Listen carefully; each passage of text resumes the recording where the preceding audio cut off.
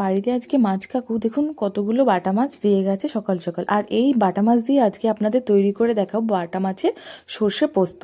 এর জন্য প্রথমেই দেখুন আমি বাটা মাছগুলোকে ভালো করে কেটে নিয়ে ধুয়ে পরিষ্কার করে নুন হলুদ মাখিয়ে রেখেছি। যেহেতু সর্ষে পোস্ত তাই দেখুন একটা বাটিতে আমি সর্ষে পোস্ত এবং 3 থেকে 4টে কাঁচা লঙ্কা বেটে নিয়েছি। মাঝারি সাইজের একটা পেঁয়াজ কুচিয়ে নিয়েছি। থাকছে নুন হলুদ এগুলো পরিমাণ মতো, থাকছে 5 ফোড়ন, সর্ষের তেল এবং একটু মিষ্টি।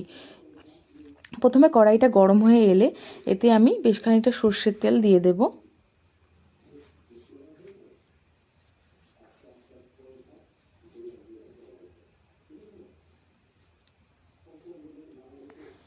এরপরে এক এক করে মাছগুলি দিয়ে দেব এবং হালকা করে এপিট ওপিট করে ভেজে নেব।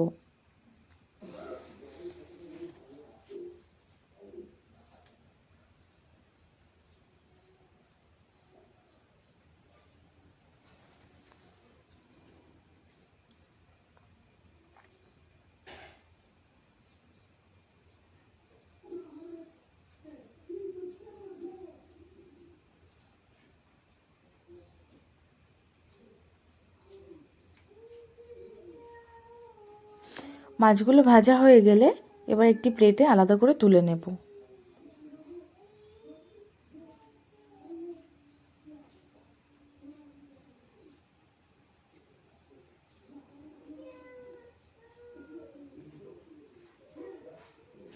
এরকমভাবে কিন্তু এক এক করে আমি মাছগুলো হালকা করে ভেজে নেব।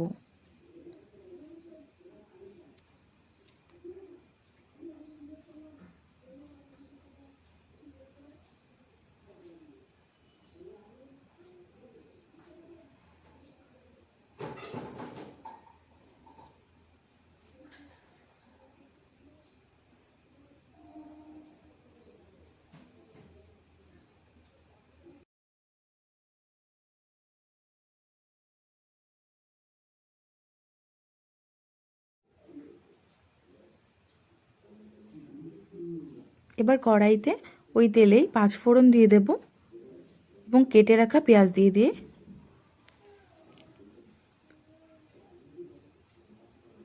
একটু নেড়ে চেড়ে নেব।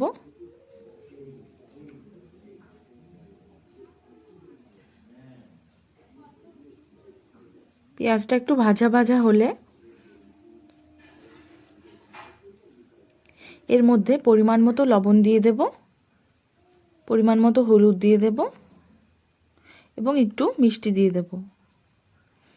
এবার আরেকটু নেড়ে চেড়ে নিয়ে এই সর্ষে পোস্ত এবং কাঁচা লঙ্কার বাটাটা দিয়ে দেব। আর একটু ভালো করে নেড়ে চেড়ে নিয়ে বেশ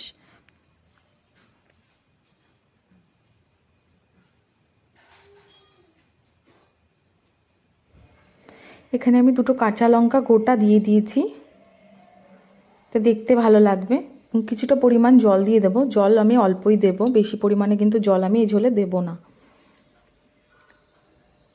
এরপর একটু ভালো করে নেড়ে চেড়ে নিয়ে কিছুক্ষণের জন্য ফুটতে দেব।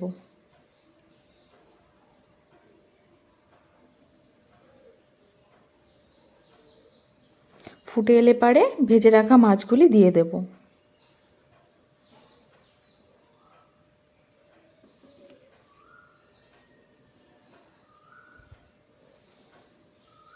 একটু ভালো করে নেড়ে চেড়ে নিয়ে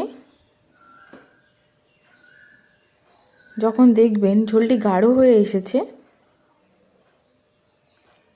তখন কিন্তু আমি বেশ কিছুটা কাঁচা সর্ষের তেল মিশিয়ে নেব এতে।